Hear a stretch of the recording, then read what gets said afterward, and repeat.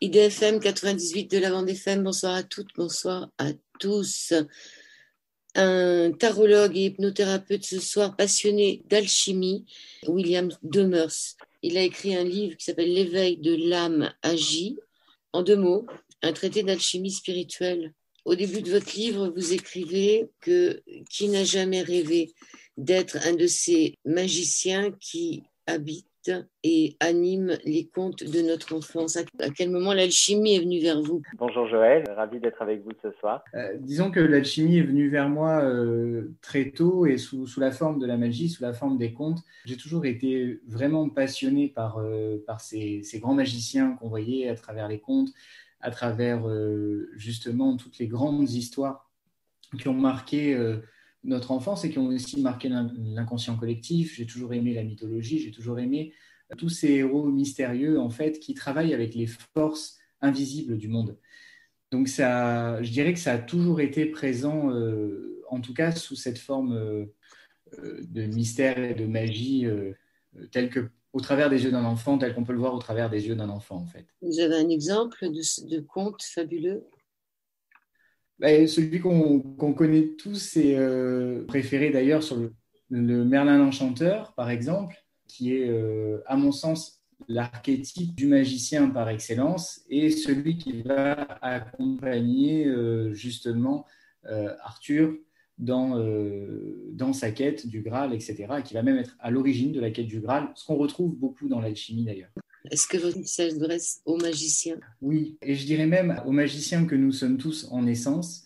Et ce livre-là, c'est vraiment une inspiration. C'est-à-dire que c'est un livre que j'ai écrit tout en étant inspiré. J'ai écrit un chapitre par jour, en fait, pendant 21 jours. Et ça a été, chaque jour, c'était une découverte. Chaque jour, c'était presque un relevé de méditation, quelque part. Justement, de cette quête que j'ai toujours eue pour la magie et de cet amour que l'alchimie, en fait, cet amour que m'a inspiré l'alchimie, cet amour de la magie, du mystérieux et du secret, tel qu'on va le chercher au travers des différentes opérations alchimiques. Cette quête de l'or, en fait, qui vient de Aour, qui est la lumière. En hébreu, c'est la lumière primordiale. C'est-à-dire qu'on va chercher à aller à l'origine des choses, on va aller chercher ce qui se cache derrière les choses. Alors, magicien, magistère, c'est quoi le magistère? Le magistère, ça va être vraiment la matière du magicien. C'est-à-dire que c'est ce que va devoir étudier justement cet apprenti magicien et tout ce qui est contenu en fait dans la magie et ce qui relie en fait la magie et le magicien. C'est un petit peu la méthodologie de cette recherche de l'invisible en fait. Le magistère, c'est ça. C'est vraiment cette quête-là. Qu'est-ce que l'alchimie en général et pourquoi l'alchimie spirituelle? Parce que là, on est sur une alchimie spirituelle. Alors, l'alchimie en général, on va justement parler de la principale transmutation du plomb en or. Ça, c'est comme on connaît l'alchimie de façon globale. Alors, l'alchimie va être au travers donc d'une quête de l'or, une quête de la transmutation du plomb en or. Ça, c'est la formule, bien que l'alchimiste ne recherche pas que ça. L'alchimiste va aussi chercher on va chercher aussi ce qu'on va appeler l'élixir de longue vie. Et l'alchimie et l'alchimiste lui-même vont chercher à créer, à fabriquer la pierre philosophale. Cette pierre philosophale, alors, qui va être dans tous les différents ouvrages alchimiques, qui va être présentée sous une forme différente, parfois tantôt poudre de projection, tantôt pierre incandescente, tantôt tout simplement transmutation intérieure. On est vraiment sur quelque chose qui n'est jamais défini. Donc, l'alchimiste, en fait, va chercher à transmuter dans un premier temps. Et cette transmutation, alors transmuter qui vient de transmutare, qui veut dire faire passer les choses d'un état à un autre état. Mais dans son sens originel, transmuter voulait dire déplacer quelque chose, c'est-à-dire le mettre ailleurs, c'est-à-dire le déplacer sur un autre plan. Et j'aime à penser que notre quête en tant qu'âme, en tant qu'être incarné, c'est justement de se déplacer dans ce monde matériel, mais aussi d'évoluer dans notre nature spirituelle. Donc, très vite, quand j'ai commencé à me passionner pour l'alchimie et toutes les transmutations métalliques, c'est-à-dire le travail de tous ces métaux, j'ai vraiment fait le lien entre ce qu'il se passe dans ce qu'on appelle le creuset de l'alchimie, c'est-à-dire ce qui va se passer vraiment au cœur des opérations métalliques. J'ai vraiment fait le lien avec ce qui se passe en vérité dans l'alchimiste et dans ce cherchant. Pour moi, la pierre philosophale et cette quête-là, c'est la magie. C'est pour ça que le livre s'appelle L'éveil de la magie, puisque pour moi, cette lumière originelle, cet or, c'est l'âme elle-même. Et justement, de pouvoir révéler sa potentialité, de pouvoir mettre l'âme en action, c'est ça, le sens de l'alchimie spirituelle, c'est-à-dire pouvoir trouver une nature matérielle et un engagement matériel à notre quête spirituelle. Oui. Donc, elle est l'école des passeurs, faire passer l'âme d'un état à un autre. L'âme est dans quel état au départ? Alors, je dirais d'un état, alors oui, effectivement, c'est que l'âme arrive dans un état qu'on va appeler vibratoire. Au niveau du passage d'un état à un autre, ce serait ce passage vers une plus grande conscience. C'est-à-dire que l'âme arrive avec une vibration et, à mon sens, la conscience va permettre à cette âme de continuer à se développer au travers de l'expérimentation. Et l'expérimentation ne peut avoir lieu que dans quelque chose de beaucoup plus lent, de beaucoup plus dense que la lumière, c'est-à-dire la matière. C'est que l'alchimiste, en travaillant sur les métaux, c'est un petit peu comme notre corps, en fait, avec lequel on va travailler, avec lequel on va se mouvoir dans cette matière, et qui va nous permettre d'expérimenter, qui va nous permettre petit à petit de transformer ces différents métaux, qui sont au nombre de 7, qui vont nous permettre justement d'aller vers un état de conscience, alors supérieur, j'aime pas, mais peut-être un peu plus en harmonie avec le monde. Puisque, à mon sens, la véritable quête initiatique et la quête mystique, celle du magistère, c'est une quête d'harmonie avec le tout. On part d'un état où on est peut-être en dissonance sur certains points avec notre nature profonde. Et en fait, notre incarnation va être une succession parfois d'épreuves, parfois d'expériences, parfois des deux, pour nous permettre de rentrer un peu plus en harmonie avec cette conscience, puisque pour un alchimiste, pour un magicien, tout est un et le un est tout. Alors, vous parlez de l'alcaeste. C'est quoi l'alcaeste? L'alcaeste, c'est un dissolvant universel. C'est-à-dire que c'est un élément. Alors, par la recherche de l'alcaeste, justement, dans ce qu'on appelle l'alchimie au fourneau, ont été trouvés beaucoup d'acides, l'acide sulfurique, etc., ont été trouvés par des alchimistes opératifs en cherchant justement ce dissolvant universel. L'alcaeste est un élément qui va absolument tout dissoudre. Et le but de trouver l'alcaeste, c'est de dissoudre en fait le voile entre le visible et l'invisible, de façon à pouvoir réunir ce qui était part et à pouvoir réunir les dimensions du subtil et du matériel. Alors, une des premières choses qu'il faut faire, c'est se demander les raisons qui nous animent pour aller dans cette quête alchimique. Quelles ont été les vôtres, vos raisons à vous? Mes raisons à moi, c'est véritablement c'est la quête en fait de la conscience. Mon raisonnement, c'est comment ce serait si j'avais un peu plus de conscience. C'est pas tant le fait de pouvoir obtenir un résultat, parce que je me suis jamais lancé dans l'alchimie en me disant je vais fabriquer la pierre philosophale et je vais avoir une conscience supérieure ou une conscience élevée, parce que c'est le chemin véritablement qui compte. Il y a une expérience qui m'a vraiment marqué sur cette quête alchimique et qui a même résonné énormément en moi, ça a été le chemin de Saint-Jacques de Compostelle. Je suis parti, donc j'ai fait à peu près 1000 km sur le chemin de Saint-Jacques, et tout, en fait, chaque pas, chaque élément, chaque rencontre, etc., m'a amené sur cette voie alchimique. Et par la suite, quand je me suis vraiment intéressé à l'alchimie et que j'ai lu notamment la biographie de Nicolas Flamel, etc., je me suis aperçu à quel point ce chemin était représentatif. Donc le chemin de Saint-Jacques-de-Compostelle, ce pèlerinage en fait, était représentatif de cette quête alchimique-là et comment, à mesure de ce chemin, le pèlerin devient alchimiste et va chercher sa propre magie, il va chercher à aller non pas quelque part, puisque même si effectivement le chemin et le pèlerinage religieux va nous diriger vers Saint-Jacques-de-Compostelle où sont les restes de l'apôtre, etc., c'est vraiment une quête et un voyage au bout de soi-même où on comprend que le but du chemin, c'est le chemin lui-même. Comprendre le chemin et comprendre pourquoi on chemine est encore plus important. Il y a la voie sèche et la voie humide, vous avez pris laquelle? Plutôt que de travailler en laboratoire. C'est ça, c'est que alors, la voie sèche et la voie humide, à mon sens, on ne peut pas choisir l'un ou l'autre. C'est que on va avoir conscience que lorsqu'on travaille sur l'un, il faut travailler sur l'autre.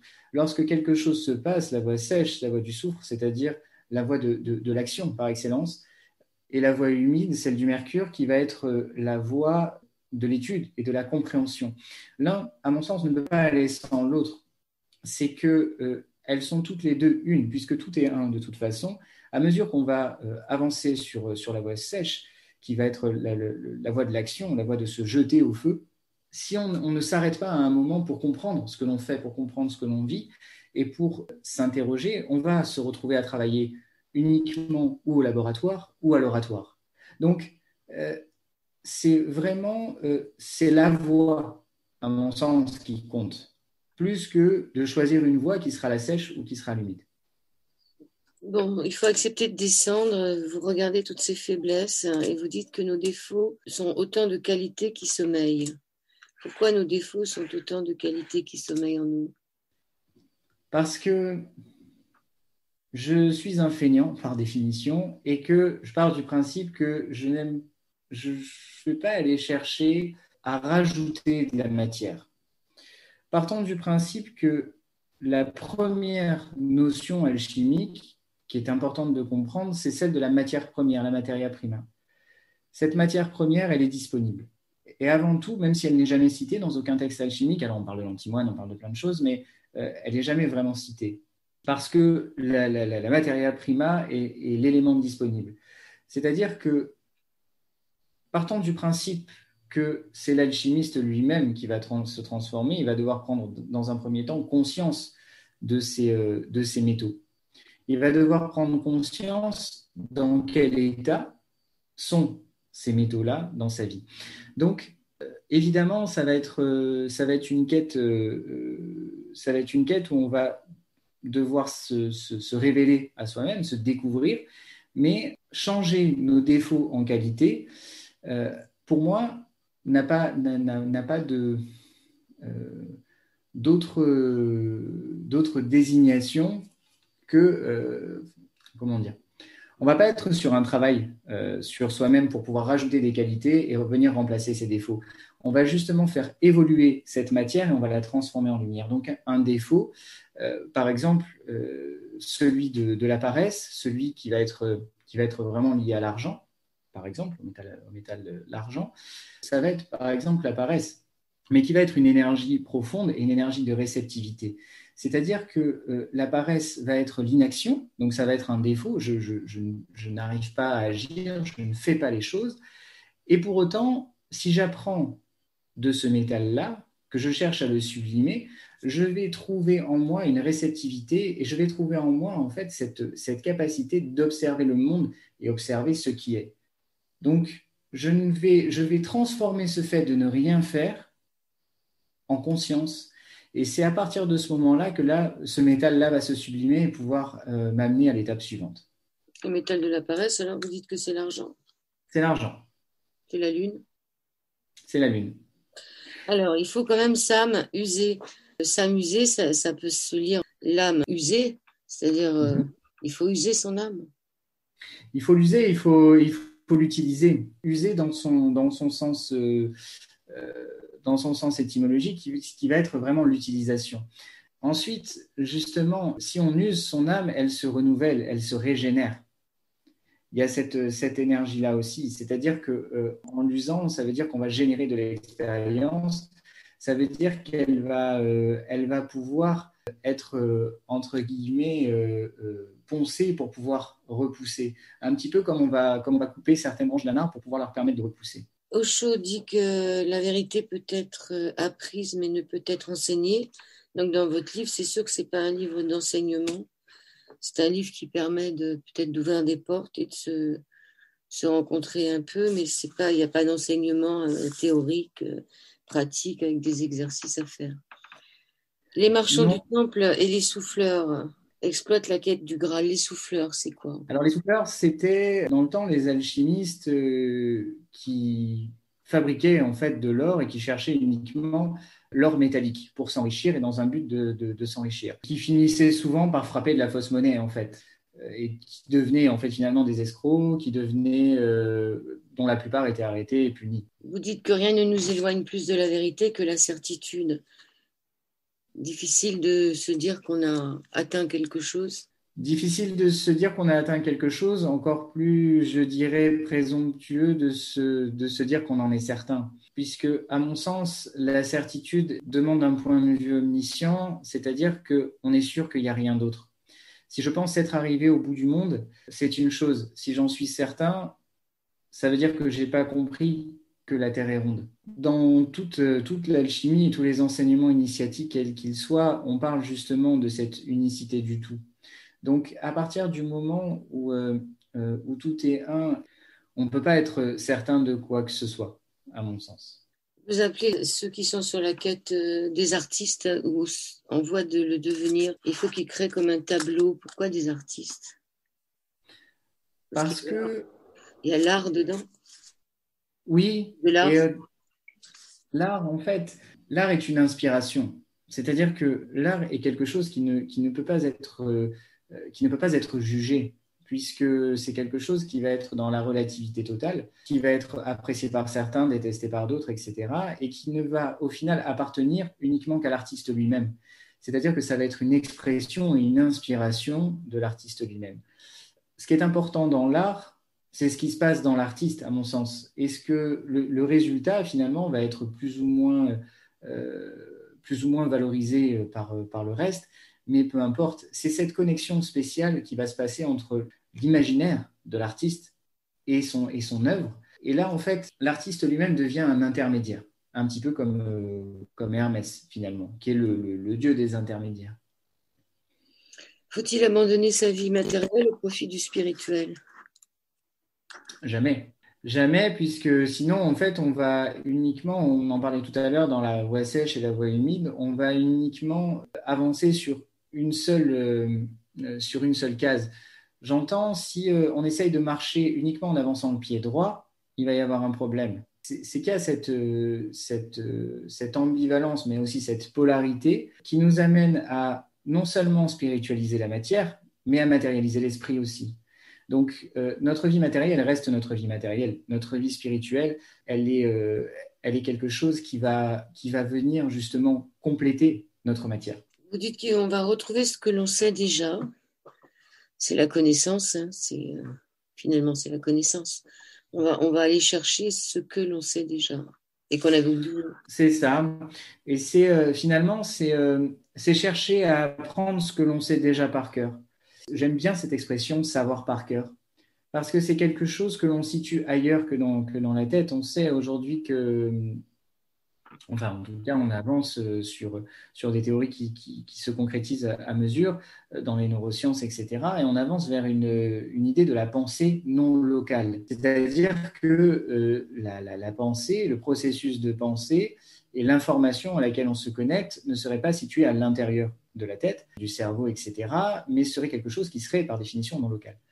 Donc, c'est un petit peu ça, c'est-à-dire que ça va être se relier finalement, se relier au vivant, se relier à cette connaissance qui nous entoure, et ce que les anciens cherchaient dans les étoiles, ce que les anciens cherchaient dans la nature, et ce cycle du vivant, duquel notre monde moderne se déconnecte petit à petit, et cherche justement à se reconnecter, je pense. Deuxième partie de cette émission sur l'antenne d'IDFM, sur le 98 de la bande FM. Nous continuons à parler d'alchimie spirituelle avec William Demers, L'éveil de l'âme agit aux éditions Bussière. Et si nous n'avons pas les qualités requises, est-ce qu'on peut se demander au départ si on a les qualités pour faire cette démarche? Et je pense même que c'est la première des qualités requises de se demander si on a les qualités pour faire cette démarche-là. Parce qu'à partir du moment où on se pose la question sincèrement, on a fait un premier pas dans cette quête-là. Et comment savoir si on a ces qualités? Je pense que la première chose que j'ai identifiée et que j'ai cherché à identifier quand j'ai démarré cette quête-là n'ont pas été les qualités qui me permettraient d'arriver quelque part, mais les défauts qui m'empêchaient d'avancer. Et on en parlait tout à l'heure dans cette métamorphose-là, se dire à quel point justement suis-je éloigné de cet or que je recherche. Et c'est ça qui va nous rapprocher pas à pas. Donc effectivement, les qualités, bien sûr, sont la persévérance, puisque rien n'arrive tout seul, et la foi, puisque rien n'arrive par hasard non plus. Donc, on va retrouver ça dans l'oratoire et dans le laboratoire. On va retrouver justement cet alchimiste avec cette foi, c'est-à-dire que la conscience qui est guidée sur cette voie-là, et je dirais cette persévérance de savoir qu'il va devoir travailler et qu'il va devoir mettre en œuvre tous les processus, toutes les opérations qu'il va apprendre et qu'il va devoir justement aller au bout non seulement de lui-même, mais de la matière elle-même. Est-ce que vous avez recherché un maître spirituel? Parce que tous les enseignements se contredisent parfois. Il y a de tout et de rien sur le net ou dans les livres. J'ai un maître spirituel que je consulte très très régulièrement, qui est la nature elle-même. C'est-à-dire que lorsque je me sens véritablement perdu, j'essaye de partir un petit peu quelque part dans un endroit dans la nature et simplement observer observer les vivants. Et la nature enseigne à chaque pas que l'on fait vers elle, elle fait un pas vers nous. Donc sous forme de synchronicité, sous forme d'émerveillement. Mais n'importe quel élément qui vient de la nature est plein d'enseignements. Vous dites qu'il faut apprendre et pour ça, il faut désapprendre. Et comment savoir ce qu'il faut désapprendre? Comment savoir ce qu'on sait déjà? Ou de savoir ce qu'on ne sait pas? L'idée va être justement de prendre conscience dans un premier temps que l'on sait trop de choses. On est dans une ère de la surinformation. Parfois, le fait de savoir, ou tout du moins de penser que l'on sait, nous éloigne simplement de la forme majeure de l'apprentissage, c'est-à-dire l'innocence. Parce qu'on n'est pas dans quelque chose de mécanique. Et pourtant si, mais on est dans une mécanique de la conscience, on est dans une mécanique de l'absolu, donc on est dans quelque chose que l'esprit ne peut pas appréhender par la compréhension directe. Donc nécessairement, si on n'est pas ouvert, si on ne sait pas écouter, on va être bloqué systématiquement dans nos apprentissages. Et parfois, on va se rendre compte simplement qu'on stagne et qu'on se dit « Oh là là, mais là, j'ai l'impression de ne plus avancer. » Mais ça vaut aussi dans notre vie quotidienne. Quand on est bloqué dans une situation, parfois, c'est qu'on sait trop de choses, qu'on a trop d'éléments et que la solution, elle existe sur un plan auquel notre esprit ne peut pas directement avoir accès. Donc, ça va être justement de non pas chercher à rajouter des choses, mais chercher à en enlever. Vous dites aussi qu'il y a une partie de nous qui résiste et qui ment pour nous protéger. Oui, cette partie de nous, alors qu'on appelle à tort des fois l'ego, cette partie de nous qui nous fait penser et qui nous fait miroiter des choses pour simplement nous préserver parfois de l'échec, parfois de la désillusion, etc. Puisque l'esprit a ses mécaniques propres et a ses mécanismes propres pour ne pas créer trop de dissonance. Il y a, je pense surtout à un élément qui s'appelle la dissonance cognitive, où à partir du moment où l'esprit ne peut pas appréhender un élément qui sort complètement de son champ de compréhension, va transformer cet élément pour pouvoir le rentrer un peu dans nos champs de croyance. Donc oui, notre esprit, il fait ça. Et c'est pour ça qu'on ne peut pas véritablement être sûr de quoi que ce soit, puisqu'il y a ce que l'on apprend, il y a ce que l'on comprend, et il y a ce que l'esprit en fait. Donc, plus on va être ouvert, plus on va ouvrir nos canaux à cette pensée non locale, plus on va rentrer dans le magistère. Puisque le magistère, ce n'est pas quelque chose qui est contenu dans un livre, ni l'éveil de la magie, ni aucun autre d'ailleurs, puisqu'il est simplement contenu dans le livre du vivant, c'est-à-dire dans celui qui est toujours, tout le temps, à chaque seconde, à chaque minute, entre nos mains, et qui détient toutes les réponses et toutes les clés. Mais il faut apprendre à lire. Oui. Alors, si tu veux t'approcher de la lumière, parce qu'en vérité, c'est ça, l'or, c'est la lumière aussi. Il faut cesser de résister. C'est difficile de ne pas résister. On passe à l'oratoire, lieu où naît la magie. Vous dites qu'il peut y avoir l'apparition du temple derrière les paupières. C'est un espace bien réel. Alors, c'est oui, parce que ce temple-là, on a passé notre existence à le chercher à l'extérieur et à tenter de le construire à l'extérieur. Et parfois, il suffit simplement de fermer les paupières.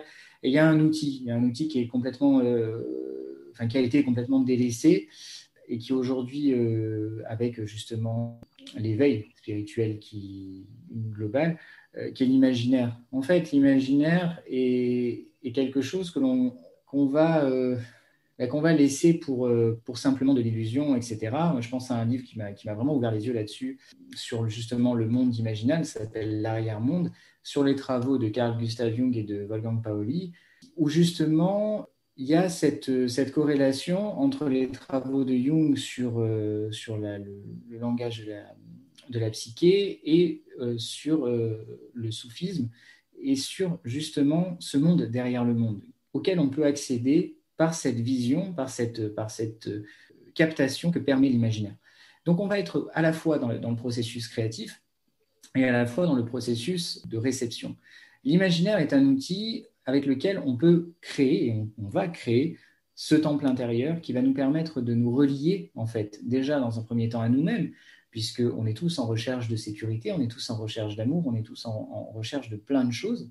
Et dans cet espace-là, on va pouvoir simplement travailler sur cette vibration, on va pouvoir accueillir qui l'on est en essence. Et c'est à partir de ce moment-là que le temple apparaît et qu'une fois qu'on est dans ce temple-là, il y a des choses qui vont se mettre en place. Oui, alors vous dites qu'on peut recevoir, mais aussi que donc, dans cette apparition du temple derrière les paupières, qui est un endroit bien réel, toutes les pensées envoyées vont vers cet arrière-monde et sont fixées dans la matière. On peut penser que peut-être on pourrait changer le cours du monde ici, dans ce monde-là, en passant par l'arrière-monde. Je crois, et en tout cas, c'est ma croyance, c'est que on est tous, à mon sens, on arrive dans cette incarnation-là avec notre petit royaume intérieur. Notre petit royaume intérieur à gouverner. C'est peut-être même cet arrière-monde qui crée le monde de maintenant et que comme on s'y connecte plus suffisamment, il ne sait plus trop quoi faire. Enfin, je ne sais pas si vous comprenez ma question. Ouais. Je suis tout à fait d'accord là-dessus parce que il y a vraiment cette énergie-là. Effectivement, nos pensées se fixent quelque part dans la matière et on s'est totalement déconnecté de ce qu'on va appeler ce monde imaginal. On n'est plus du tout connecté au monde de ce qu'on appelle le monde des esprits, mais qui sont le monde des esprits qui existent indépendamment de nous-mêmes, mais le monde de nos esprits à nous. Et quand on lit et quand on étudie la notion d'inconscient collectif, ne serait-ce que par l'alchimie, tout est un et un est dans tout. Tout est interconnecté, y compris notre règne humain entre nous. Donc, à mon sens, on arrive dans cette incarnation-là avec un royaume, un petit royaume à gérer. Il n'y a qu'à voir justement si on ne se gère pas au niveau de la nourriture, au niveau des addictions, au niveau quand je dis des addictions, au niveau des choses, que ce soit le sucre, que ce soit le tabac, que ce soit l'alcool, que ce soit toutes ces choses-là, etc., qu'on ingère trop de choses néfastes, négatives, qu'on manque de discernement, qu'on manque d'équilibre, après que ce soit au niveau émotionnel, etc., etc., on voit à quel point notre vie est influencée par ce que nous faisons et à quel point nous avons du pouvoir sur notre vie. Aujourd'hui, on est dans un monde où justement tout doit aller très vite. Si on a un problème, il va falloir qu'il se résolve tout de suite etc., etc. On ne prend plus le temps de la métamorphose. On ne prend plus le temps de quoi que ce soit. Il ne faut quand même pas oublier que tout ce qui s'est créé sur ce monde, il a d'abord été imaginé. Donc, rien ne s'est créé comme ça tout seul. Tout vient de l'esprit, la matière, à part la nature. La seule chose que nous n'avons pas créée, la table sur laquelle j'écris, l'ordinateur sur lequel on se parle, tout ça, ça a été créé sauf la nature. Donc, le fait de retourner à la nature, c'est peut-être le bon choix. Vous dites que cet oratoire, il faut que ce soit un endroit secret, rien ne doit en sortir du laboratoire. Parce que de l'oratoire, on va passer au laboratoire. Oui. Mais ces deux-là doivent rester secrets, ce temple intérieur et le laboratoire, rien ne doit en sortir. Oui, parce que il faut lui laisser, en fait, de cette connexion spéciale qu'on va établir dans notre oratoire. Notre œuvre, elle doit rester secrète. C'est une des 4 vertus cardinales, savoir, pouvoir, oser, se taire. C'est que justement, ce silence-là va permettre à cette graine tranquillement de rester exactement là où elle doit être. Et c'est l'univers qui va lui permettre de germer, qui va lui permettre, à mesure qu'on va sortir les éléments de notre laboratoire, on va en parler, on va en discuter, on va dire voilà, j'essaie de faire ci, ça, etc. Alors, ça peut donner des choses constructives, mais qui vont être constructives dans le mental. Or, lorsqu'on travaille sur la quête initiatique, c'est quelque chose qui existe uniquement entre nous et nous-mêmes, et notre vraie nature spirituelle permet ça, sans que l'on ait à la sortir de ça, de ce temple-là, de cet oratoire. Vous dites que pour rentrer dans le temple de la sagesse, il faut ôter ses chaussures. Pourquoi ? Parce que sinon, on y amène tous les éléments parasites de l'extérieur. C'est un peu comme chez soi, retirer et mettre ses chaussons. Exactement. C'est une question de confort, et c'est une question aussi d'établissement de quelque chose c'est un rituel en fait. C'est-à-dire qu'à partir du moment où on rentre, on est en contact déjà, parce que quand on est pieds nus, on est en contact avec le sol. C'est une question de contact, c'est une question d'hygiène, et c'est une question aussi de secret, parce qu'on ne fait pas de traces. Joli. Alors, se demander si on se lance sur le chemin en touriste ou en pèlerin. Et on est curieux, si c'est juste une question de curiosité. Oui, c'est parce que le touriste, en fait, tout lui est dû. Le pèlerin s'accommode de ce qu'il va trouver. Ça, c'est vraiment quelque chose qui est typique du chemin de Saint-Jacques-de-Compostelle, c'est qu'en fait, il y a cet aspect, alors c'est toujours un peu cette division et cette guéguerre en disant, oui, oh là là, il y a les pèlerins, il y a les touristes, mais c'est un petit peu ça, c'est-à-dire que le touriste va exiger des choses, va exiger un confort, va exiger… Le pèlerin, lui, il est là simplement pour cheminer. Donc, tous les éléments qu'il va rencontrer, il va s'y adapter et il va les accueillir, en fait. Accepter le non-jugement vis-à-vis de soi-même ou vis-à-vis des autres ? Les deux. Ne pas chercher le fruit. Vous avez parlé tout à l'heure d'un fruit, ce fruit qui serait la pierre philosophique, mais est-ce que ça ressemble un peu aussi à l'arbre de la connaissance, c'est-à-dire qu'il y a une espèce de fruit qui va germer en nous ? Oui. Il ne faut pas le chercher. Ça. Mais le problème, c'est que à partir du moment où, à mon sens, on cherche ça et uniquement ça, eh bien, il va commencer à pourrir sur l'arbre. Si on cherche quelque chose, ça veut dire qu'on a une idée derrière la tête. Oui, mais alors en même temps, il n'est donné qu'à celui qui demande. Si on demande, c'est qu'on a quand même une question, on a quand même une demande. Voilà, c'est ça. C'est que n'est donné qu'à celui qui demande. Effectivement, il va y avoir cette demande, mais il y a cette forme de… ce qu'on va demander, ce sont les enseignements, dans le sens enseigner, montrer. On va nous demander, se demander à soi et demander au divin de nous guider sur la voie. Si on demande le résultat, ça veut dire qu'on va fermer ce qui peut être le résultat. C'est-à-dire que la connaissance, elle nous est inaccessible par définition. En tout cas, elle nous est accessible dans l'instant et en fonction de notre besoin. Si on demande une forme de résultat, c'est-à-dire qu'on demande un fruit spécifique, finalement, on va se retrouver peut-être… c'est donner du pain à qui meurt de soif, en fait.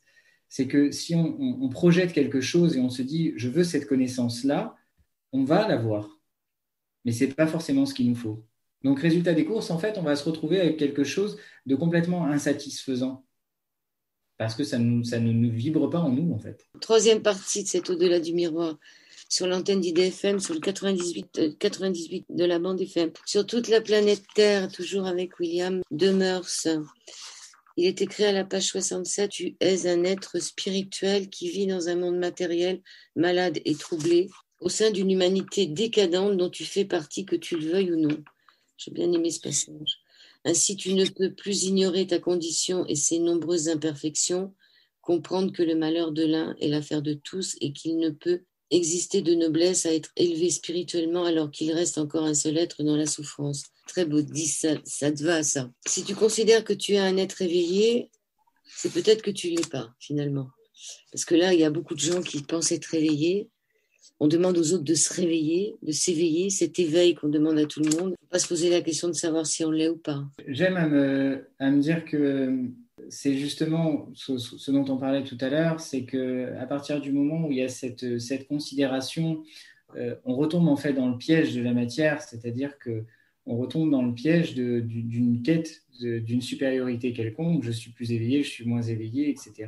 À mon sens, on est tous des apprentis de quelque chose, quel que soit notre niveau, quelle que soit notre conscience quelque part. Et effectivement, comme dit le Bodhisattva, c'est que tant qu'il reste un être en souffrance sur Terre, c'est que cette mission-là, elle n'est pas suffisamment accomplie. Ou en se considérant éveillé, on participe quelque part à notre propre piège, en fait. Dans cette conscience que l'on pense avoir et se reposer sur nos acquis. Oui, c'est sûr. Au chapitre 11, puisqu'il y en a 21, je crois, hein, 3 fois 7. Écoute l'invisible, les signes sont les mots. Par quel livre commencer? Celui qui est entre tes mains, lui répondit le magicien. Mais entre mes mains, il n'y a pas de livre, s'étonna l'apprenti. C'est parce que tu ne sais pas encore lire. Ça, c'est des phrases de vous. Hein. Il y a des citations, mais il y a des phrases de vous. Oui, il y a des citations. En général, quand il y a des citations, j'ai mis les sources. Sinon, le reste, oui, c'est de moi. Mais c'est qu'en fait, il y a cette notion-là où, pour moi, le but de cette initiation, c'est pas d'avoir des super pouvoirs, c'est pas de faire de l'or, c'est simplement d'apprendre à lire. Ma grande curiosité en tant qu'alchimiste, en tant qu'apprenti magicien, en tant que tarologue, c'est de lire le monde, en fait. C'est de comprendre ce monde qui est tellement beau et qui est tellement haut en termes de vibration, lorsqu'on regarde le monde, on s'émerveille en permanence.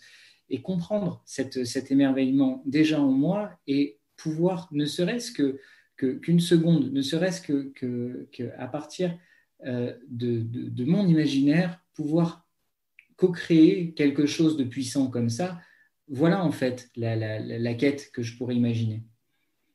Puisque vous êtes tarologue, dans le tarot, le mât, c'est le monsieur qui marche avec son baluchon, c'est un peu le magicien. Absolument. Et pourquoi il y a un chien qui essaye de lui mordre le cul? C'est-à-dire que c'est le magicien et c'est la magie elle-même. Et alors, ça, c'est vrai que c'est la grande question, et c'est que il y a cette notion-là, c'est que rien n'est sans peine. C'est qu'il existe des dangers. À la base, le mat vient de il mato, qui veut dire le fou, sur le Visconti Sforza, en fait, qui est le premier tarot. Alors, le chien apparaît vraiment sur le tarot de Marseille, il apparaît un petit peu plus tard. Mais à la base, donc, le mât est représenté avec une plume d'autruche, qui signifiait vraiment la folie à l'époque, parce qu'on partait du principe qu'un grand oiseau comme ça, qui était complètement... qui était très moche et qui mettait sa tête dans un trou pour se protéger du danger, était le signe de la folie. Donc on est un petit peu dans le dénuement, on est un petit peu dans cette forme-là. Mais on est tous des fous.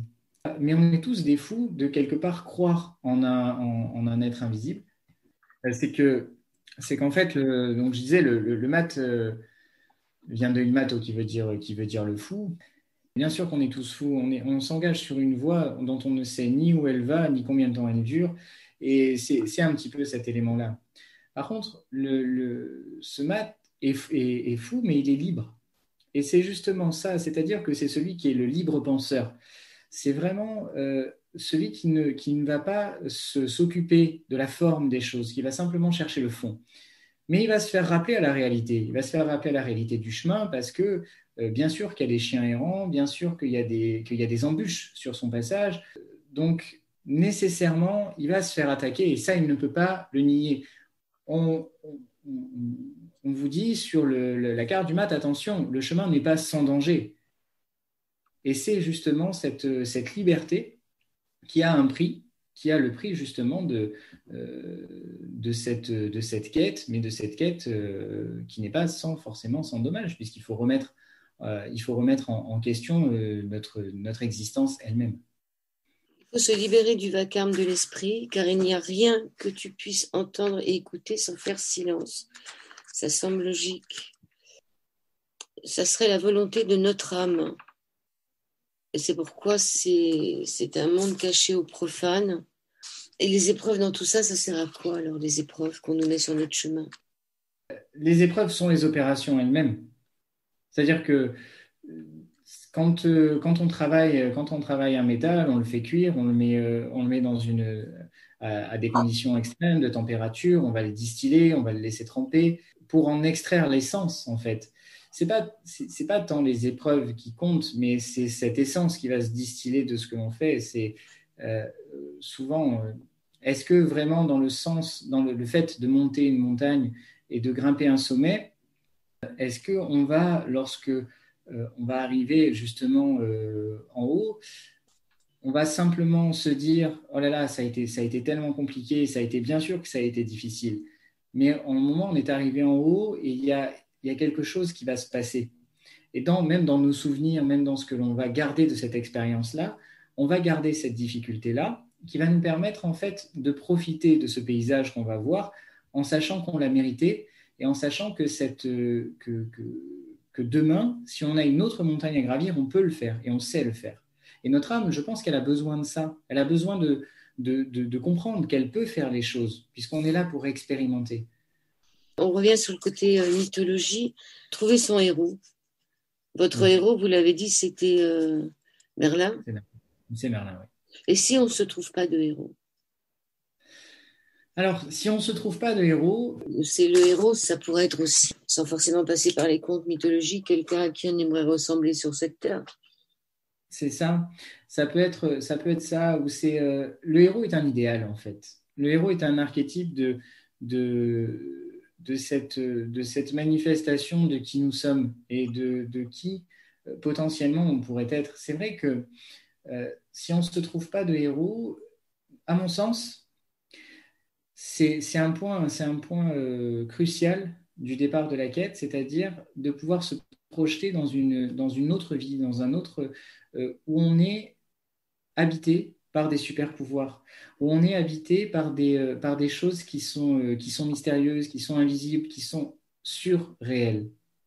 Et à partir de ce moment-là, c'est pas de chercher à obtenir ces pouvoirs-là, c'est simplement d'accepter qu'il existe un monde dans notre imaginaire, dans notre esprit, où on peut voler, où on peut transformer les choses en d'autres choses, où on peut véritablement parler à la nature, parler aux animaux, etc. C'est trouver une inspiration. C'est en ce sens-là que trouver un héros, alors après, on est aussi dans le voyage du héros de Joseph Campbell, c'est-à-dire qu'on est sur cette quête et sur ce chemin de la conscience, puisque lorsqu'il y a un héros, il y a forcément quelque chose, une quête à accomplir. Donc il y a aussi un sens, comme on disait tout à l'heure, aux épreuves, puisque tant qu'il n'y a pas d'épreuve, il n'y a pas de héros. Oui, c'est sûr. Si tout est simple, on n'avance pas vite, hein. C'est ça. Alors, il y a cette phrase de George Sand. Cette phrase de George Sand, l'esprit cherche, c'est le cœur qui trouve. Je trouve que c'est une belle phrase. Le travail n'est rien, il faut de la passion. Il faut qu'il y ait de la passion pour tout ce qu'on entreprend. Sinon, ça ne marche pas. Il faut être curieux, être patient, c'est clair, mais être curieux et être passionné. Il n'y a pas des moments où vous avez eu envie d'arrêter? Il y a des moments où j'ai eu envie d'arrêter parce que j'étais en proie au doute. Mais pour rien au monde, je ferais autre chose Et c'est cette question à un moment que je me suis posée, c'est que quand j'ai démarré tout ça, je me suis dit, quoi qu'il se passe, la seule constante que je voudrais garder dans ma vie, c'est celle-ci. C'est-à-dire que c'est cette quête. Et même si la vie évolue, même si le monde change, même si notre vie change, le fait de regarder derrière le voile, c'est quelque chose qui peut rester constant.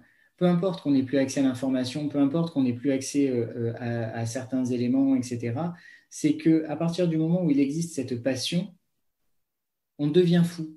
C'est-à-dire qu'on devient ce fou qui va cheminer malgré les dangers, qui va cheminer malgré les obstacles, pour pouvoir simplement être qui il est. Et ce n'est pas une question de ce que l'on va faire de ça, c'est ce que l'on va être dans cette quête-là. C'est qui on est quand on fait ce que l'on fait et qui on est dans notre quête mystique en fait. C'est pas un personnage qui est inventé en se disant ah là là j'aimerais bien être Merlin. Non, c'est quelque chose qui habite toute ma vie en fait. C'est la liberté aussi. C'est le symbole de la liberté. Alors, vous dites qu'il faut tenir un journal et partager ses recherches. Autant il faut rester secret, ne rien dévoiler du laboratoire et de l'oratoire. Par contre, il faut partager ce qu'on sait, enfin, ses recherches. Oui, on partage ce que l'on cherche, mais pas ce que l'on trouve. Parce que partager ce que l'on cherche, c'est un enrichissement parce que partager vraiment ce que l'on cherche et que les autres nous partagent ce qu'ils cherchent peut nous amener en fait des pistes. Par contre, des fois, c'est pas parce que nous on a raté une opération ou parce que nous on a trouvé quelque chose à une opération, on est encore une fois dans quelque chose qui est absolu, donc qui est défini non pas par le monde, mais par qui nous sommes nous. C'est l'alchimiste qui fait l'alchimie. Donc me dire j'ai travaillé sur le plomb, qui va être, par exemple, ces peurs profondes, qui vont être les peurs viscérales, etc. Et j'ai transcendé ce plomb-là par, mettons que j'avais peur un petit peu du vide, cette appréhension, etc. Et je suis allé faire de l'escalade ou un saut en parachute. Et donc, j'ai transformé ce métal-là, j'ai transmuté ce métal-là par cette expérience. Mais chacun va avoir son expérience. Et si je transmute ça et que je partage ce que j'ai trouvé, je vais figer quelque chose pour les autres alchimistes, pour ceux qui cherchent, etc. Tout ça. Tandis que si simplement on partage le fait de chercher notre plomb, de chercher nos peurs et de comment en fait on observe simplement nos peurs, là en fait tout s'ouvre. Il n'y a plus rien qui se ferme. Oui, mais en même temps, il faut quand même passer un peu le flambeau. Il ne faut pas tout garder pour soi. Bon, on arrive en fin d'émission. Vous dites que c'est la pierre qui nous cherche pour nous accomplir.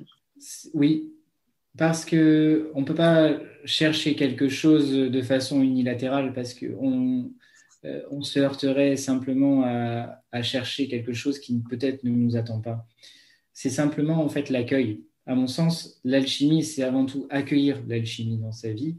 Et cette pierre-là, elle va en fait faire la moitié du chemin. Donc c'est simplement avoir la foi en soi, avoir la foi en le monde et pouvoir partager ça. Et là, on va rentrer dans une intimité avec le vivant. Et à un moment, sans qu'on s'y attende, on va simplement observer ce bout de métal qu'on avait dans la poche, le sortir et voir qu'il s'est changé en or. On ne saura pas très bien comment, on ne saura pas très bien pourquoi, mais on sait que ça, c'est quelque chose qui va nous appartenir. Et au moment même où on va s'apercevoir que c'est devenu de l'or, il va disparaître de notre main.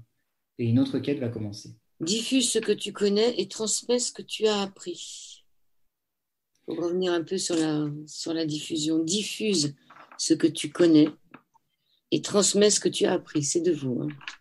Oui, diffuser ce que l'on connaît dans le sens où si on le connaît vraiment, on n'a pas besoin d'en parler pour qu'il se diffuse. Ça m'est venu vraiment d'une expérience. En fait, on m'a dit de venir assister à un enseignement d'un chaman mexicain il y a un petit moment. Et quand je suis arrivé, je m'attendais à quelqu'un qui allait parler, etc. Et je me suis juste retrouvé avec quelqu'un, donc avec plein de personnes assises autour de lui. Et en fait, ça a duré 3 ou 4 heures. On était assis en silence et il n'y a pas eu un mot d'échangé. Et c'est quelque chose qui m'a tellement profondément appris. Et là, en fait, je me suis aperçu que cette diffusion, elle existe. C'est-à-dire que c'est quelque chose qui s'inscrit dans notre vibration. Et dans chaque parole, dans chaque acte, dans ce que l'on fait, en fait, au quotidien, on va diffuser quelque chose. On va diffuser ce que l'on connaît et on va partager ensuite ce que l'on a appris. C'est-à-dire que ce qu'on a appris, ce sont des mots. Et le mot vient de mutus, qui veut dire muet. Donc, le mot n'a pas uniquement le sens qu'il a. C'est la vibration qu'on va mettre dans notre mot, dans notre expression, lorsqu'on va partager ce qu'on a appris. Sinon, on va simplement répéter, comme un perroquet, des choses qu'on a lues, qu'on a écoutées, qu'on a entendues, mais pour autant, elles seront vides de sens. Et c'est à partir du moment où elles vont faire sens qu'elles vont vibrer à l'intérieur de nous. On parle de la langue des oiseaux, quand même, qui est une langue différente. En ce qui concerne votre chaman qui était assis au milieu, est-ce que si on avait mis quelqu'un d'autre, ça n'aurait pas fait la même chose? Est-ce que ce n'est pas le fait d'être tous en silence et de faire silence qui fait qu'on se retrouve à cogiter? Enfin, c'est-à-dire, il y a un tas de pensées qui montent. Mais c'est là où, justement, on parlait du silence tout à l'heure, c'est que c'est là où j'ai appris à me taire, en fait. C'est là où j'ai appris à simplement être en silence et à recevoir. Au début d'initiation, ça devrait être comme ça. Eh oui. Et comme la quête que vous faites, elle est un peu seule, c'est sûr que c'est facile d'être silencieux. Bon, est-ce que vous avez des stages, est-ce que vous faites autre chose que d'écrire ou... Bon, aussi, j'ai dit en début d'émission que vous étiez hypnothérapeute et astrologue, donc vous donnez des... Oui. Voilà. Sinon, vous ne faites pas de cours de... Alors, si en fait, je donne... j'ai créé en fait un petit programme qui s'appelle Recto Verso Formation, Verso comme le signe astrologique, qui est l'ère dans laquelle on rentre finalement, qui est celle justement du partage et de ce monde imaginal qui va pouvoir se révéler, où on parle d'ésotérisme moderne. Alors j'ai fait 3 grands modules, un module d'alchimie, un module de tarot et un module de magie, qui sont à la fois un petit peu des cours théoriques, et je suis sur le point justement de pouvoir organiser des stages un petit peu plus pratiques, justement sur le sens de vivre le tarot, de vivre l'alchimie, parce que ce qui m'intéresse fondamentalement, c'est pas simplement de lire ou d'écrire des choses, mais aussi de pouvoir les vivre et de pouvoir les incarner. L'hypnose, je travaille beaucoup plus sur l'hypnose spirituelle, c'est-à-dire de reconnexion aux vies antérieures, de reconnexion à l'âme et de travail avec ce qu'on appelle les guides et dans le sens du transpersonnel, c'est-à-dire la voie des métamorphoses, ce que j'appelle la voie des métamorphoses. Donc vous faites ça par Zoom? Je fais ça par Zoom pour l'instant, et il y a des stages qui sont prévus. Les stages sont vers Nice, vers Cannes. Les stages en extérieur, pour l'instant, sont situés sur la zone du Mercantour, donc dans les Alpes-Maritimes. Et il est en projet aussi qu'on fasse quelque chose en Bretagne. Voilà. D'accord. Si les portes s'ouvrent au niveau... Qu'est-ce que vous pouvez dire pour finir la mission, William Demeure?